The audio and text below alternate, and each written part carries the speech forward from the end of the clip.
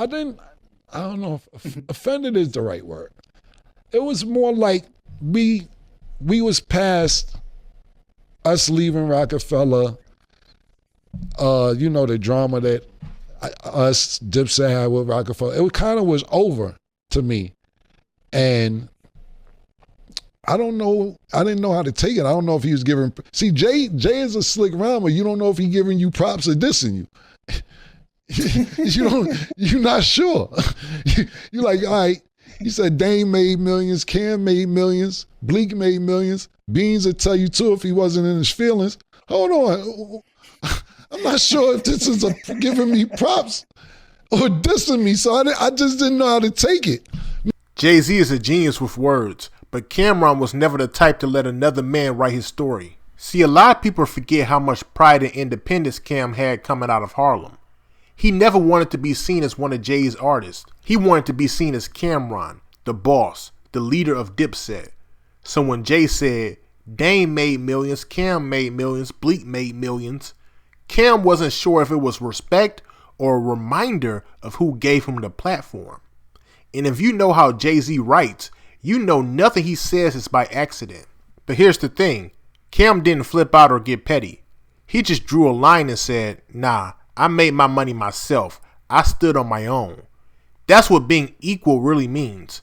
Not that you're trying to outshine somebody, but that you're not letting anybody rewrite your story. Now I'm about to play this clip for y'all, but before I do, I just need y'all to like, leave your thoughts down below in the comment section, and subscribe. Let's get into it. And now that I'm older and, I'm growing and evolving as well, I could look back and see how that kind of could have been crazy to them niggas, actually. You evolving? Yeah, I'll evolve every day, baby. Every day I'm evolving. That's a fact. Well, Omar don't think so.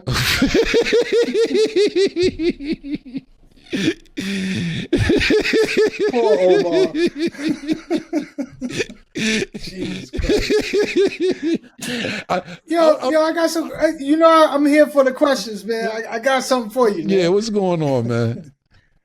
Being that you was just talking to Bleak, when Drake had a song called Pound Cake and featuring Jay, and he mentioned your name, why'd you get so offended? I don't know if offended is the right word. It was more like we was past us leaving Rockefeller, the drama that us Dipset had with Rockefeller. It kind of was over to me. And I didn't know how to take it. I don't know if he was giving, see, Jay is a slick rhymer. You don't know if he giving you props or dissing you. You're not sure. You're like, all right, he said Dame made millions, Cam made millions, Bleak made millions. Beans would tell you too if he wasn't in his feelings. Hold on. I'm not sure if this is giving me props or dissing me, so I just didn't know how to take it. Me and Bleak just had that. You didn't even try to figure it out, bro. You just went crazy, like bringing up elevator fights and all that. I'm like, damn, this is. I didn't do nothing crazy. I just mentioned it in the freestyle with the flex freestyle. That's it. That was it. I ain't really. I was. Look, Jay is out of here. It was just it wasn't. Now I just was confused because you don't know if it's love or a shot. Yeah, he definitely threw a shot at Future. That was crazy. Yeah. I was like, God damn. Yeah. That's what I'm saying. That's what I'm saying. Jay will sit there and say, whatever his situation breaking up with Beyonce, and then he's like, what would I would have done? And the Future niggas playing football with your son. Now, you could take that as, damn, somebody else may be playing football with my son, or you could take it as he's saying Future name as a bar, knowing Russell Wilson is playing football with his son. You don't know. And he does it on purpose.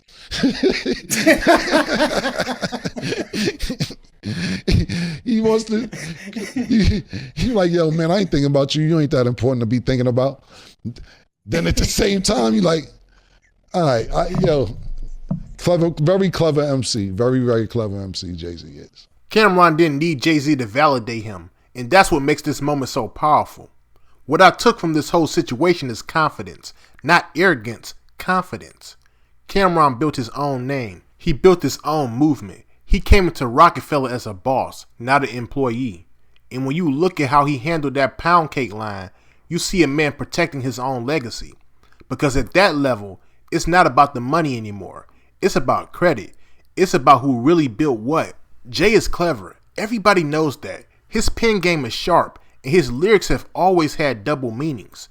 He'll say something that sounds like a compliment, but it could also be a reminder of hierarchy. That's his way of keeping power in the story. But Cam's response wasn't anger. It was awareness. He heard it, processed it, and said, nah, let's be clear. I made my millions on my own. And that's not ego talking. That's just plain facts. And honestly, that's what I respect about Cam. He's always been about standing tall, even when it wasn't popular. He didn't try to chase Jay-Z's shadow or live off that Rockefeller association. He flipped it into his own empire. He made Dipset a movement. He gave Harlem a new sound, a new look, a new pride. That's legacy talk right there. What's even more interesting is how mature Cam sounded in this clip.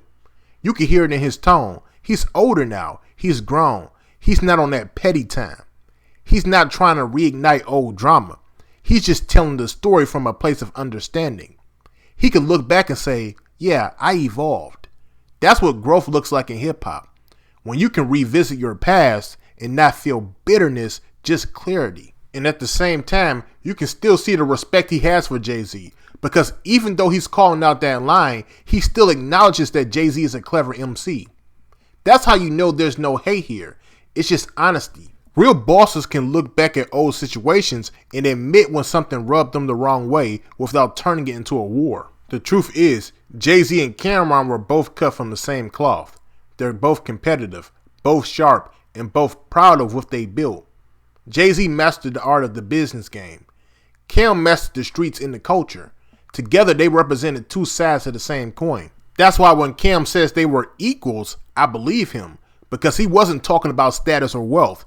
He was talking about respect. And when you think about where both of them are now, it's a perfect example of how hip-hop can evolve. It's not always about who's on top. Sometimes it's about who stayed true, who kept their identity, and who never let ego rewrite the truth. That's what makes this story so powerful. It's not about competition. It's about clarity. Cam ain't bitter. He's just being honest about how he saw things. And that kind of self-awareness is something you can only get with time. So let me ask y'all this. Do you think that Jay-Z was giving Cameron props on that pound cake line? Or was he just trying to remind him who helped make the millions? And can two bosses ever really coexist under the same label without ego getting in the way? Let me know y'all thoughts down below in the comment section. And make sure you like and subscribe. Peace.